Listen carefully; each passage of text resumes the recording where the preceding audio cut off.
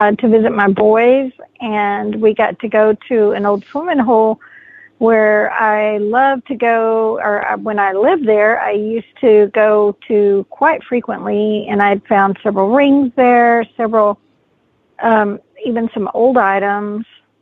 It's an old swimming hole where you can still sometimes the river will, wash, I guess, older stuff in there, or around and wash up new old stuff, just like what you find when you go mudlarking. But occasionally I would find something old from metal detecting there. But for the most part, it's still a modern swimming hole, so you find lots of, modern trash, like your pull tabs and your bottle caps, etc. And there were quite a few swimmers while I was there as well. And so lots of pull tabs and trash, but I did manage a few good finds, and I already got my video edited and uploaded yesterday. So you can go view that on my YouTube channel, Zero Discrimination, and it's just titled A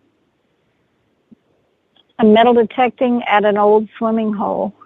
So if y'all get a chance, go check out that video and see what all I found. I don't want to do too much spoiler alert because I don't know who all's seen the video or not, but I did manage some jewelry.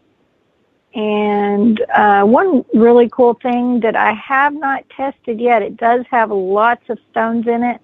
I've got to, I travel so much, and occasionally I'll throw my diamond tester in where I travel, and then I forget where I put it. It's not in my relic room right now because I had taken it, I think, to Dallas last time with me, and it got shuffled around. So I don't know. It might be in one of my suitcases. I can't find it right now. But it has a lot of stones in it. And when I first found it, the way it was just glistening in the sun, I was like, oh, you think it's diamonds in there? But you never know. But I will say it's set in silver.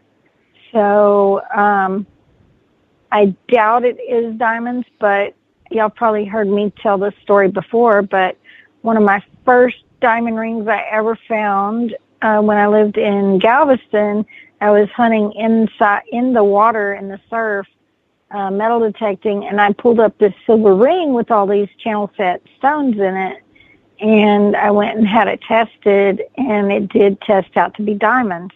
So sometimes there are custom pieces or pieces that they will put diamonds and silver, so you never know. That's probably going to be a piece that I would like. I like either the white gold, which I'm sorry is too pricey, or the silver. And but I don't know about putting a diamond in it. I'd go for a different stone. I'm like, I would just go for an inexpensive stone. But I was thinking of something recently, so I was wondering if any of our listeners, unfortunately, I'm not in chat tonight. Because of my computer, but maybe Amanda, with the diamond testers, there are man-made diamonds as well. Are those, I guess those test positive as well? I believe so, yeah. Yep. I guess you would have to take it to a jeweler to have it tested to see if it's man-made diamond or a natural diamond, correct? I believe so, but I think even the man-made diamonds are still relatively pricey. It's the cubic zirconian, the other ones like that are very inexpensive, that will not test positive. They won't light up the diamond tester. Right. Okay, I was just curious about the man-made diamonds, if they were, because I guess they use the same. Basically, they just speed up the process to make the diamonds. Yeah. Yep. But most of those diamonds are usually not, they don't have the impurities, like way back in the day, when I worked at a jewelry store, we had to learn about the different diamonds and their flaws and all of that, and how to grade the diamonds. And that was one of the things, when you looked at the diamond through the loop and you could see the flaws, and the clarity in the diamond of how it would be graded in price. But of course, I guess in these man-made diamonds, there's not any flaws, or much, hardly any flaws. So yeah, that's why I was curious. Tim actually says in chat, sometimes the inexpensive testers will get fooled, but there's some fake diamonds that will fool a good tester too. So it is always best to probably get it checked out by a jeweler. Checked out at a jeweler. I mean, but it's a good, to get them tested at a jeweler, like I've been setting things aside because I'd rather have a batch than do it per item, because it's cheaper to do it in a batch. At the jeweler that I use anyway. So I'll use my diamond tester, and obviously if my diamond tester doesn't go off, then it's not going in the pile to get tested. So, and then I've got some stones, like I have a blue stone that very well could be an aquamarine, and a couple things like that those gem testers are so expensive. It's been on my wish list forever. And eventually, maybe I'll pull the plug and get one, but they're very, very pricey. So, yeah, something that I remember learning about, like rubies, that you can use a black light to test them. But then I was also told that the lab-grown rubies show up just like a natural ruby. So I don't know how you would tell the difference. I mean, you would have to, I guess, still take it to a jeweler. Yeah.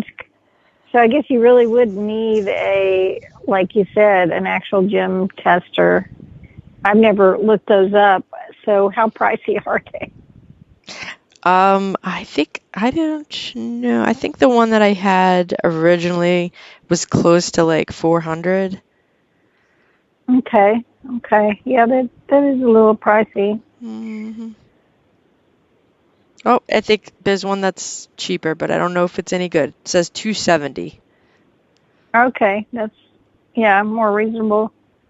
Okay, I was just curious because I don't know if with you mudlarking and as many stones and beads you find, I can see where you would probably really want one. But as for me, I do a lot of dump digging, and so I do find beads and stones as well, and then also plenty, just like in metal detecting, and jewelry that I like to test. But,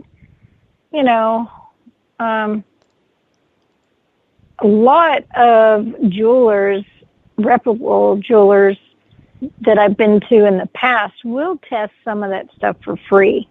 Oh, nice. So most of the pawn shops, if you're going in to scrap your gold or silver, I know that they pop the stones right out. They get rid. I don't know. Yeah, they don't even count them in to whatever it might be, unless I'm guessing it's a real like diamond ring. Any of the others I've seen them do, I'm like, where? I should ask next time. So what are you doing with all those extra stones? The ones that aren't diamonds. I'll take them off your hands. Exactly. Huh.